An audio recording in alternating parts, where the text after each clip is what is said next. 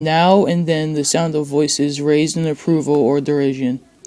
Slim and George came into the darkening bunk house together. Slim reached up over the card table and turned the tin-shaded electrical light. Instantly, the table was brilliant with light, and the cone of shade threw its brightness straight downward, leaving the corners of the bunkhouse still in dusk. Slim sat down on a box, and George took his place opposite. "It was nothing," said Slim. "I would have had to drown most of 'em anyway. No need to thank me about that." George said, It wasn't much of you, maybe, but it was a hell of a lot to him. Jesus Christ, I don't know how we're going to keep him to sleep in here. He'll want to sleep right out in that barn with 'em. We'll have trouble keeping 'em from getting right into the box with them pups." "It wasn't nothing," Slim repeated.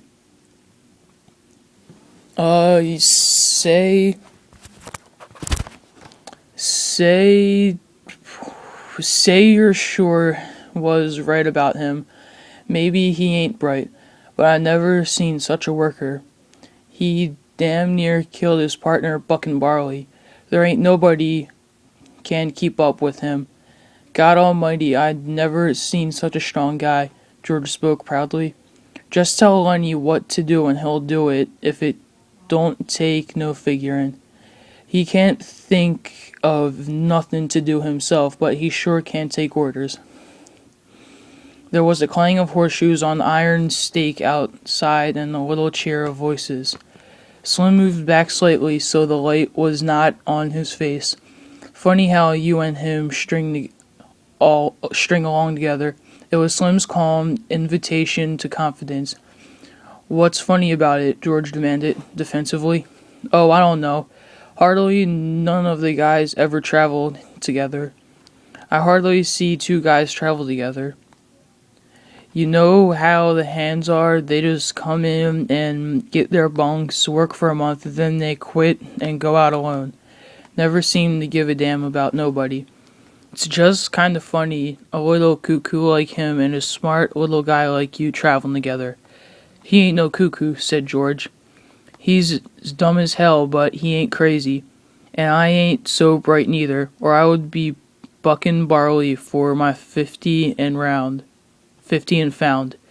If I was bright, if I was even a little bit smarter, I'd have my own place and I'd be bringing in my own crops, instead of doing all the work, not getting what comes up out of the ground." George fell silent. He was to talk. Slim neither encouraged nor discouraged him. He just sat back quiet and receptive. "It ain't so funny, him and me going around together," George said at last. "Him and me was both in Auburn. I know his Aunt Clara. She took him when he was a baby and raised him up. When his Aunt Clara died, Lenny just come along with me and out working. Got kinda used to each other after a little while." Said Slim. George looked over at Slim and saw the calm, godlike eyes fastened on him. "Funny," said George. "I used to have a hell of a lot of fun with him. Used to play jokes on him 'cause he was too dumb to take care of himself. But he was too dumb even to know he had a joke played on him. I had fun. Made me seem goddamn smart alongside of him. Why, he'd do any damn thing you tell him to. If I told him to walk over a cliff, over he'd go. That wasn't so much fun after a while out of him. And he could have bust every bone in my body just with his hands, but he never lifted a finger against me." George's voice was taken on the tone of confession. "Tell you what made me stop that. One day a bunch of guys was standing around up on the Sacramento River. I was just feeling pretty smart. I turns to Lenny and says, 'Jump in,' and he jumps. Couldn't swim a stroke. He damn near drowned before we get him out. And he was so damn nice, too, for pulling him out. So damn nice to me for pulling him out.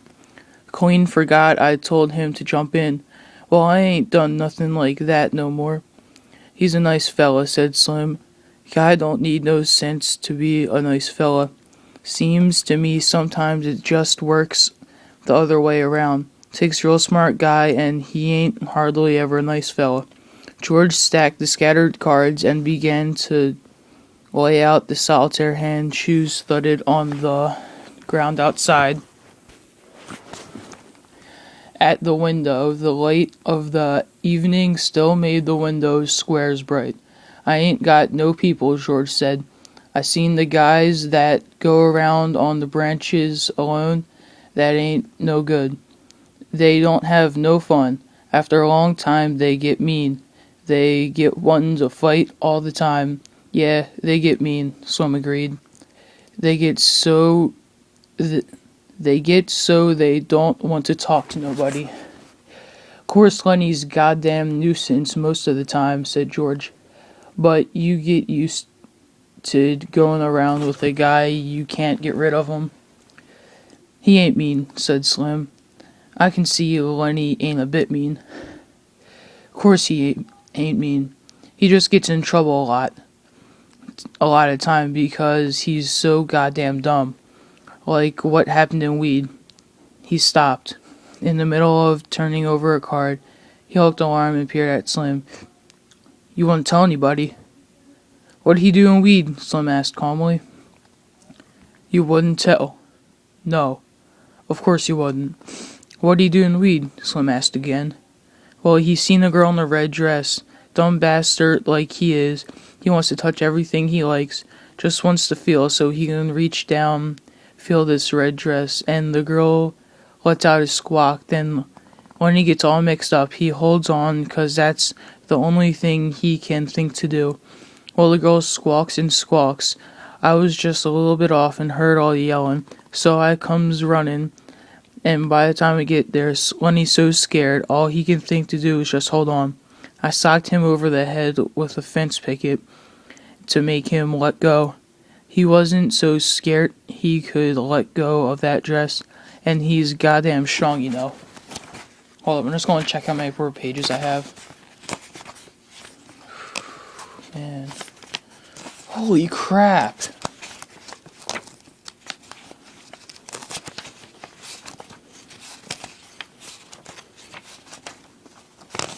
What is that? Oh, hold up, I gotta go check the paper.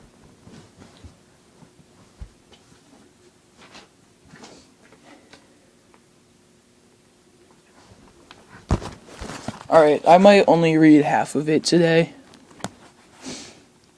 Alright. George said at last,